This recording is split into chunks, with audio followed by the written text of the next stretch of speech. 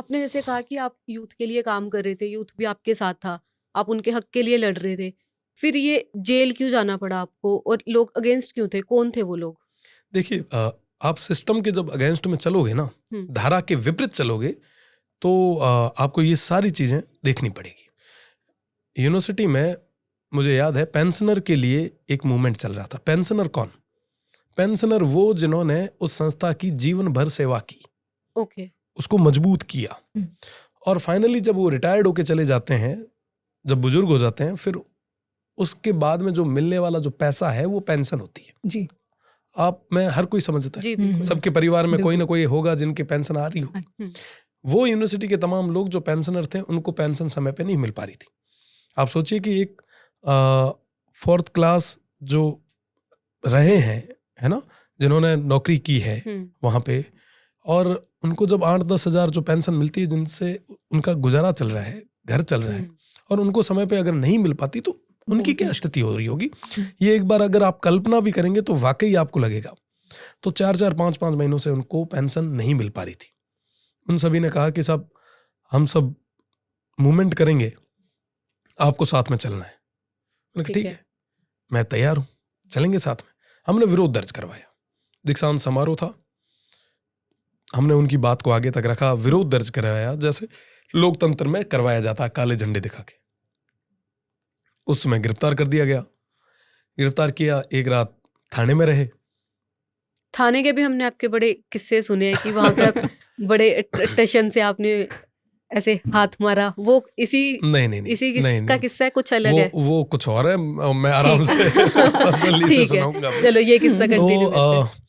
उसके बाद में हम एक रात तो बैरक में रहे, अगले दिन हमें पेश किया गया, सबको अलग अलग थानों में रखा था। जब पेश कर रहे थे तो एक साथ कर रहे थे, तो उस समय वो मोहन जी थे जो उस मूवमेंट को लीड कर रहे थे पेंशनर की ओर से। वो 70-75 साल उनकी एज थी, इंसुलिन लेते थे, डायबिटिक पेशेंट ओके। थे वो। तो ठीक है, एक रात बैरक में रह गए, विरोध हो गया। मैंने सोचा अब जमानत करवा के घर जाएंगे, आराम से नहाएंगे धोएंगे, और हो गया। तो मैं जैसे ही कोर्ट में हमें पेश किया गया, मैंने पूछा उनको कि अब क्या करना चाहिए। तो उन्होंने कहा कि हमें जब तक पेंशन हमारी नहीं मिल जाती जो बकाया है, तब तक मैं यहाँ से नहीं जाऊँगा, ये मैं जेल में जाके बैठूंगा।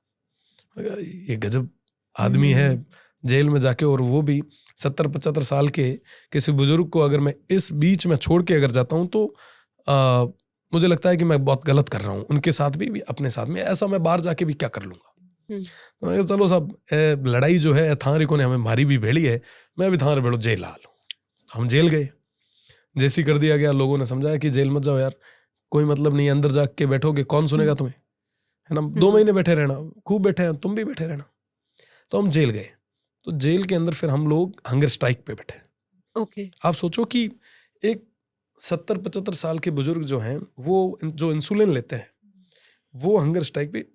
देखो, डायबिटीज का आदमी कभी भूखा नहीं रह सकता, उनको बिल्कुल। बहुत ज्यादा भूख लगती है। हम तो फिर भी 6-7 दिन भूखा भी रहा तो ये चल जाओ है, हाँ जी। पर उम्र वास्ते बड़ो टफ टास्क। तो उमा कही मैं भूख हड़ताल माते बैठ रही हूँ, तो मैं कहा, चलो मैं भी आप रे बैठू, भूख हड़ताल माते बैठ जाऊँ। 2-3-4 दिन बाद, 5 दिन बाद स्थिति बहुत नाजुक हुई, वहाँ दोया नहीं, हॉस्पिटलाइज एडमिट कर दिया। फाइनली ए हो कि लास्ट में कलेक्टर वगैरह सारा आया, पूरा एडमिनिस्ट्रेशन आयो, और वहाँ कहो कि तुम्हारी डिमांड्स जो है मैं पूरे तरीके मानन ना तैयार हाँ, मैं पूरी पेंशन जो है वो आप तमाम उम्र लोगों दे दें थे, हंगर स्ट्राइक तोड़ दो, भूख हड़ताल तोड़ो और जमानत ले लो। तो फिर उस समय हम 15 से 20 दिन तक जेल में रहे थे, ओके। है ना। और इसके अलावा भी जब कभी कोई मूवमेंट होता था तो जाहिर सी बात है कि वो जो मांगे थी वो मेरी नहीं थी, वो तो तमाम उन स्टूडेंट्स की थी जिन्होंने मुझे वोट के साथ में वहां पे बिठाया था, मुझ पे विश्वास जताया था। तो उनकी बात को तो रखना मेरा धर्म था, और हम लोग हमारा धर्म निभाते थे, पुलिस अपना धर्म निभाती थी, उनको लॉ एंड ऑर्डर को मेंटेन करना था, हमें हमारी बात को, आवाज को आगे तक पहुंचाना था। तो ये कई सारे सिलसिले चलते गए, और मैं तो धन्यवाद दूंगा कि उन्होंने इतना मजबूत कर दिया है कि अब कहीं पे भी अगर किसी भी वर्ग की अगर आवाज को दबाई जाएगी तो निश्चित रूप से लड़ाई लड़ेंगे, और खुल के लड़ेंगे, और बेहतर तरीके से लड़ेंगे।